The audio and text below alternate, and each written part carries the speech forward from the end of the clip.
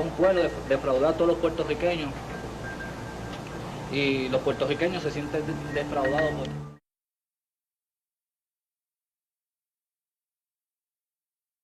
I remember when Wilfredo Gomez lost against Salvador Sanchez, and he stood in front of a podium, in front of his people, and apologized for letting them down. And that's called integrity. I don't know how things are done nowadays and why so many people have changed their values. But back in the day, we were used to that. I mean, if you were a boxing champion who the whole country supported and you failed in some way or form, and I know, let me tell you something, you cannot compare Wilfredo Gomez going down against Salvador Sanchez versus maybe Subriel Matias versus his opponent Lee Amparo. They were totally drastically different when Wilfredo Gomez went out on his shield and Subriel Matias did not. Hardly threw any punches that whole night. So these are the reasons why I say that integrity is so important, not only in fighters and people that are role models for everybody else, but as a human being, I believe integrity has been watered down in today's society, and now it's okay not to apologize. It's okay not to say thank you. It's okay not to even look at you in the face when somebody's talking to you. When you go inside a business, they don't even look at your face. They turn their back. They're waiting for you to say something. All that has been lost. And when people in this channel say, no, there's no need to apologize. No, there's no need to feel bad. There's no need to talk to the fans and say exactly what happened and tell them, listen, I'm willing to give it 100% next time. I apologize for not coming through for you guys that came thousands of miles away to see me. That shows arrogance, lack of integrity. And let me tell you something, it is not that I'm hating anyone. I love Subriel Matias. I really do. I want the best for him. But what is right is right. And if you can't see that, then your values are distorted and have been watered down with time. If you're from this generation now, then I understand why you say nobody has to apologize. Nobody has to say anything to their people. Just to hell with you, I guess. But that's the reason why we have so great memories of Wilfredo Gomez being such a complete man. First of all, to go out on his shield, and second of all, to actually talk to the people with a heartfelt apology. With choking his words.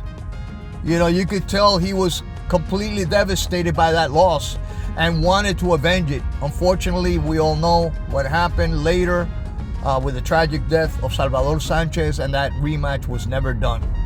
But anyway, that's my 2 cents regarding integrity, regarding how a champion really acts, how a human being, how a real man acts. And I'll tell you another thing. When I was in the Marine Corps, they taught us a few things, and some of those things were the values: honor, courage, and commitment. And those are things that nowadays people look at and they say, oh well, that's ridiculous. Honor, what is honor? What is courage? What is commitment? It's a weak society, my friends. Anyway, those are my 2 cents regarding situation with Wilfredo Gomez and his heartfelt apology to his people once he lost against Salvador Sanchez. Welcome back to Inside the Ropes with Coach Mario. Coach Mario, owner and head coach of Warriors Pride Boxing Academy here in Miami, Florida. Okay, we're going to explore the lives and legacies of boxing greatest warriors. Today, we're diving into the incredible story of one of Puerto Rico's most beloved champions, Wilfredo Bazooka Gomez. Wilfredo Gomez is a name that resonates with power, skill, and an indomitable spirit. From his humble beginnings to becoming a three-division world champion, Gomez's journey is a testament to his dedication and love for the sport. Let's take a closer look at the life of Bazooka Gomez, inside and outside the ring. Wilfredo Gomez was born on October 29, 1956 in Las Monjas, San Juan, Puerto Rico. Growing up in a tough neighborhood, Gomez found solace and discipline in boxing. He quickly made a name for himself in the amateur ranks, capturing numerous titles and earning a spot on the Puertorican national team. Gomez's amateur career was nothing short of spectacular. He won a gold medal at the 1974 Central American and Caribbean Games and another gold at the 1974 World Championships in Havana, Cuba. His amateur record was an impressive one: 96 wins, only 3 losses with 89 wins by knockout. You never see an amateur fighter with that number of knockouts. It's unheard of. That is a record that I don't believe there's anybody that can match it. It was clear from the start that Gomez had a special talent for the sport. In 1974, at the age of 18, Wilfredo Gomez turned professional. He made an immediate impact, winning his first fight by knockout. Gomez's aggressive style and powerful punches earned him the name Bazooka. His early professional career was marked by a string of knockout victories, setting the stage for his first world title shot. On May 21st, 1977, Gomez faced Dong Kyung Yum for the WBC Super Bantamweight title. In a dominant performance, Gomez knocked out Yum in the 12th round to become the world champion. This victory was the beginning of one of the most dominant reigns in boxing history. Gomez defended his title 17 times, all by knockout, establishing a record for the most consecutive defenses by knockout in any weight division. Why should Wilfredo Gomez be considered the greatest super bantamweight boxer of all time? Well, the numbers speak for themselves. His 17 consecutive title defenses, all by knockout, are unmatched in the history of the division. Gomez's combination of power, speed, and technical skill made him a force that no opponent could withstand. His dominance in the super bantamweight division is unparalleled, setting a standard that has yet to be surpassed. Gomez's career was defined by several iconic fights. His bout against Carlos Zarate in 1978 is considered one of the greatest super bantamweight fights of all time. Gomez knocked out the undefeated Zarate in the 5th round, solidifying his status as a boxing legend. He also had memorable fights against Lupe Pintor, Juan Mesa, and many others, each showcasing his incredible power and skill. Regarding that fight with Carlos Zarate, I saw that fight live on TV. And I believe, I'm not sure, I'm not looking at BoxRec right now, but Carlos Zarate, I believe he had like 50-something fights. He was undefeated, and all his wins were by knockout. I don't know if that is correct, but you guys can correct me if I am wrong. But that is my memory of that fight. They were both undefeated. 2 undefeated fighters, Carlos Zarate, Wilfredo Gomez, both knockout artists between themselves. I don't know how many knockouts they had. It was unbelievable. And Gomez was able to put them away in a few rounds. What a fight that was. And I believe that was in Puerto Rico, if I'm not mistaken. Well, let's continue. Gomez didn't stop at the super bantamweight division. He moved up to featherweight, winning the WBC featherweight title in 1984 by defeating Juan Laporte. And we're going to be talking about Juan Laporte in the near future.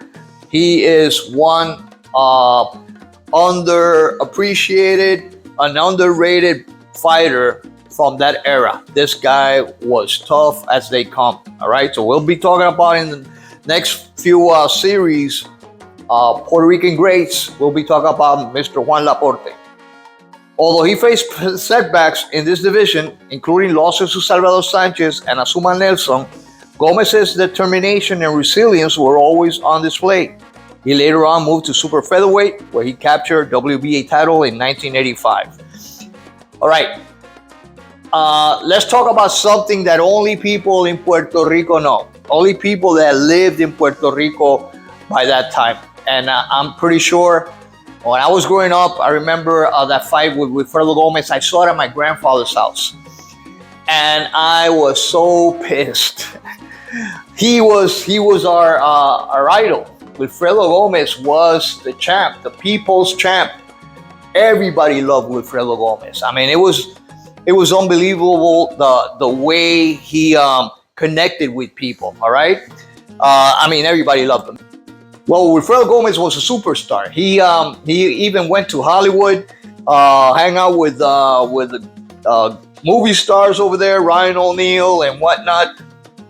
But for that Salvador Sanchez fight, those guys, those people that lived in Puerto Rico by that time, at that time, can remember there was some gossip. I don't know if this was gossip or the real thing, and you guys can enlighten me on that. But the night before the fight against Salvador Sanchez, and Wilfredo Gomez was completely convinced and overconfident that he was going to knock out Sanchez. He was going up in weight to challenge Sanchez for the featherweight championship. And from what I remember, and it was a scandal in Puerto Rico, Wilfredo Gomez sneaked a woman into his hotel room and spent the night, just having sex with this woman who was an actress, a famous actress, named Joanna Rosalia. And I don't know if you guys remember that. Those guys in Puerto Rico that were living by that time, you can acknowledge that this was actually a gossip or really happened. But I remember that in everybody's lips, everybody mentioning that she was the culprit, the reason why Wilfredo Gomez was not the fighter that we were so used to seeing fight. He was weak at the legs and all that stuff. And the rematch with Salvador Sanchez never came to fruition due to the fact of that terrible tragedy, Salvador Sanchez losing his life.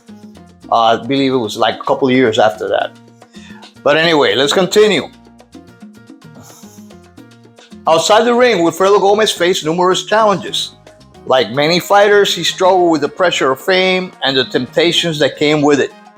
Gomez battled substance abuse issues, which affected his career and personal life. Despite the struggles, he remained a beloved figure in Puerto Rico, known for his generosity and connection to the community. Wilfredo Gomez retired in 1989 with a record of 44 wins, only 3 losses, 1 draw, and 42 wins by knockout. 44 wins, 42 wins by knockout. He's widely regarded as one of the greatest punchers in boxing history. Gomez's legacy extends beyond his impressive record. He inspired a generation of Puerto Rican boxers and left an indelible mark on the sport. Wilfredo Bazooka Gomez, story is one of triumph, struggle, and redemption. His impact on boxing and Puerto Rican culture is immeasurable. As we remember his incredible career, let's celebrate the man who gave his all inside the ring and remains a legend outside of it. Thanks for watching Inside the Ropes with Coach Mario. Don't forget to like, share, subscribe for more deep dives into the lives of boxing greatest champions. Guys, before I go, I just want to say something. I'm sharing all of these stories and biographies, mini bios about Puerto Rican greats because I saw something the other day at my gym that really didn't surprise me that much. It just raised a red flag. People nowadays do not know boxing, do not know the history of boxing. I had a little trivia type of game that we played at the gym. It is a boxing school. We have a boxing academy. We like to teach people, all right? And what I did is I split the class. It was like maybe 30 people, 15 on one side and 15 on another, and then we had them go against each other. I would ask trivia questions about boxing, about the technical aspect of boxing, easy questions like how many minutes in a round. I mean, it was unbelievable how little these people know. And they are boxers. Some of these guys are competing in amateur fights. They are boxers, they are fighters, certified boxers, USA boxing sanctioned fighters that I train. And they know so little of the sport. So that's the reason why I'm doing this, because there's a lot of people out there, even people with YouTube channels, that do not know the history of boxing. All right? It is amazing how little some people know about the sport. I just want to share that with everybody. If I am missing, if I'm not actually missing some kind of specifics of a fighter or details of a fighter, or something that I'm saying is not correct, please correct me. You can write to me in the comments section below. Let me know what your comments are. Share this with your friends. Let's try to get to 2,000 subs soon, guys. I appreciate your support. I'm doing this for everybody. I love the sport of boxing. I'm going to continue with this series. Let me know what other suggestions you have. Who should I do a mini bio next on my next episode? All right. But anyway, thanks for watching Inside the Ropes with Coach Mario. Don't forget to like, share, subscribe for more deep dives into the lives of boxing greatest champions. Until next time, stay strong. God bless you all. Keep fighting, and peace. No pude ganar, defraudé a un pueblo, defraudé a todos los puertorriqueños. Y los puertorriqueños se sienten defraudados por...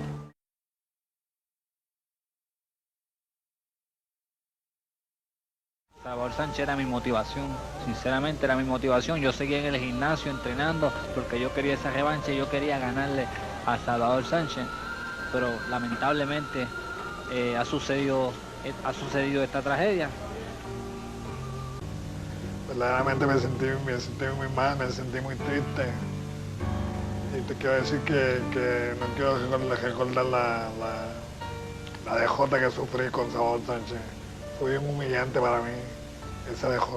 Existía una rivalidad entre él y yo, porque él hablaba demasiado, porque nunca se callaba, porque en cualquier conferencia de prensa siempre aprovechaba para decir que era mejor que yo y que cuando estuviéramos enfrente, arriba del ring, no iba a ganar.